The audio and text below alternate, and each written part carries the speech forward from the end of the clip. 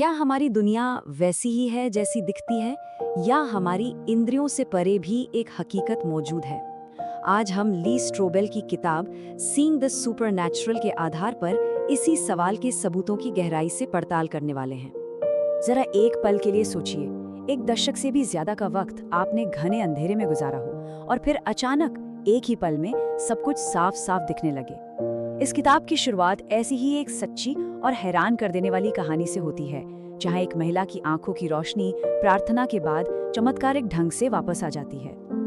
और बस यहीं से वो सबसे बड़ा सवाल खड़ा हो जाता है, क्या ये वाकई कोई दैवी चमत्कार था, या फिर ये कोई ऐसी मेडिकल पहेली थी जिसे विज्ञान आज तक समझ नहीं पाया? आखिर ऐसी घटनाओं को कैसे समझा जाए जो विज्ञान के नियमों को तोड़ती हुई सी लगती हैं? इस सवाल का जवाब असल में दो बिल्कुल अलग-अलग नजरियों की टक्कर में छिपा है।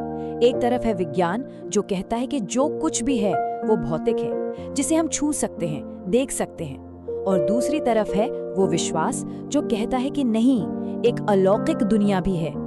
तो ये टक्कर असल में है क्या? देखिए, वैज्ञानिक भौतिकवाद या साइंटिफिक मटेरियलिज्म का नजरिया एकदम साफ है। जो कुछ भी मौजूद है वो बस पदार्थ और ऊर्जा है। इसके लिए अलौकिक जैसी बातें सिर्फ अंधविश्वास है। लेकिन वहीं दूसरी तरफ अलौकिकतावाद या सुपरनैचुरलिज्म कहता है कि एक आध्यात्मिक दुनिया भी मौजूद है और चमत्कार बिल्कुल संभव है। और हाँ, ये मत सोचिएगा कि ये कोई पुरानी पड़ चुकी बहस है। आपको जानकर शायद हैरानी होगी कि 2023 के एक सर्वे के मुताबिक आज भी 10 में से 8 अमेरिकी ये मानते हैं कि इस भौतिक दुनिया से परे भी कुछ है। मतलब ये सवाल आज भी उतना ही जिंदा है। भौतिकवादी नजरिया कितना मजबूत हो सकता है, इसका अंदाजा आप इस बात से लगाइए। यहाँ एक कट्टर नास्तिक का तर्क है कि हमें हर हाल में विज्ञान को ही सच का एकमात्र सोर्स मान लेना चाहिए, इसके अलावा और कुछ नहीं। लेकिन किताब यहाँ एक बहुत ही मजेदार पेज सामने रखती है। जरा सोचिए, अगर कोई ये कहे कि सिर्फ विज्ञान ही सच बता सकता है, तो ये जो बात कही गई है ये खुद वैज्ञानिक तो है नहीं। इस बात को आप किसी लैब में तो साबित नहीं कर सकते। तो क्या ये दावा अपने ही पैरों पर कुल्हाड़ी नहीं मार रहा? अच्छा, इस बहस को अब थोड़ा और आगे ले जाते हैं। किताब सबूतों की पहली और सबसे बड़ी कड़ी की तरफ बढ़ती है। क्या हमारे अंदर सिर्फ दिमाग है या एक आत्मा भी? क्या हम सिर्फ अपने दिमाग से कुछ ज्यादा हैं? देखिए, हमारी चेतना को लेकर दुनिया में दो मेन थ्योरीज चलती हैं। भौतिकवाद कहता है कि हम एक बायोलॉजिकल कंप्यूटर की तरह हैं। दिमाग हमारा हार्डवेयर है और हमारे विचार, हमारी भावनाएं, ये सब बस सॉफ्टवेयर। जब दिमाग बंद तो खेल खत्म। वहीं दूसरी तरफ द्वैतवाद कहता है कि नहीं, हम शरीर और आत्मा का एक मेल है और हमारी आत्मा शरीर के खत्म होने के बाद भी जिंदा रह सकती है। इसे समझने के लिए किताब में एक बहुत ही सिंपल सा सवाल पूछा गया है, क्या विज्ञान कॉफी के महक को माप सकता है? अब देखिए, विज्ञान कॉफी के अंदर के केमिकल्स बता सकता है, वो आपके दिमाग में हो रही हलचल को स्कैन कर सकता है, लेकिन कॉफी की महक का जो असली एहसास है वो कैसा होता है, उसे कैसे मापा जाए? इसी पर्सनल एहसास को फिलॉसफी में क्वालिया कहते हैं। और ये सिर्फ कोई फिलॉसफी की बात नहीं है। Neuro scientist doctor Sharon dunks भी यही कहती हैं। उनका तर्क है कि हाँ, हमारे विचार हमारे दिमाग की एक्टिविटी से जुड़े जरूर हैं, लेकिन वो दोनों एक ही चीज नहीं हो सकते। जैसा कि वो कहती हैं, आप सिर्फ अपने दिमाग से कहीं ज्यादा हैं। इस पूरी सोच का एक बहुत बड़ा और कह सकते हैं कि चौंकाने वाला नतीजा है।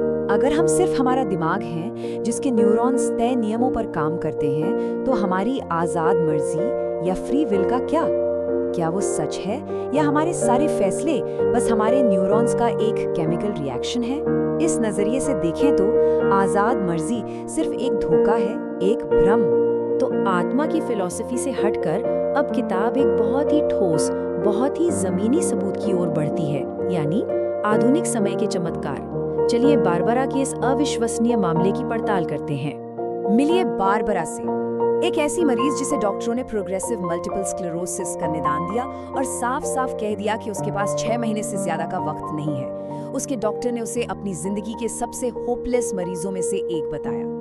तो उसकी हालत आखिर कितनी गंभीर थी, जरा सुनिए। वो 7 साल से बिस्तर पर थी। उसका शरीर पूरी तरह से एक भ्रूण की तरह मुड़ चुका था। वो देख नहीं सकती थी और उसे लगातार ऑक्सीजन की जरूरत पड़ती थी। मेडिकल साइंस के हिसाब से उसकी वापसी की कोई दूर दूर तक कोई उम्मीद नहीं थी। और फिर एक दिन जब सैकड़ों लोग उसके लिए प्रार्थना कर रहे थे, एक हैरान कर देने वाली घटना हुई। बारबरा ने एक बहुत ही साफ और अधिकार भरी आवाज सुनी, जिसने उससे कहा, मेरे बच्चे, उठो और चलो। और बस उसी पल में सब कुछ बदल गया। वो बिस्तर से उछलकर खड़ी हो गई।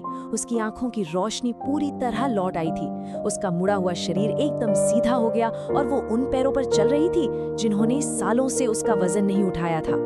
लेकिन सबसे ज्यादा हैरान कौन हुआ? उसके अपने डॉक्टर। अगले दिन जब उन्होंने बारबरा की जांच की तो वो पूरी तरह से ठीक हो चुकी थी।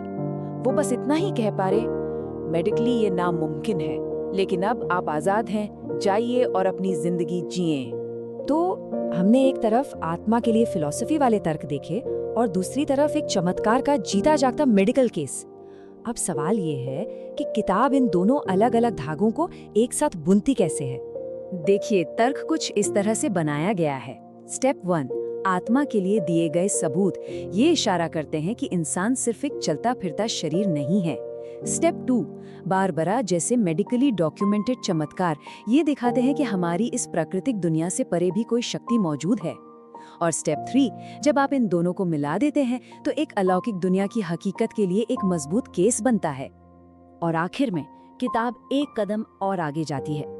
लेखक का मानना है कि सबूतों की ये सारी कड़ियां सिर्फ किसी अनजान अलौकिक शक्ति की तरफ नहीं, बल्कि खास तौर पर बाइबल में बताए गए ईश्वर की ओर इशारा करती हैं।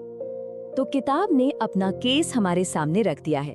अब सवाल यही बचता है, इन सारे सबूतों को देखते हुए क्या अलौकिक दुनिया की बातें सिर्फ मन का वहम या अंधविश्वास हैं, या फिर उनमें कोई ऐसी गहरी सच्चाई छिपी है जिसे हम अब तक समझ नहीं पा रहे हैं? इसका फैसला तो हर किसी को खुद ही करना है।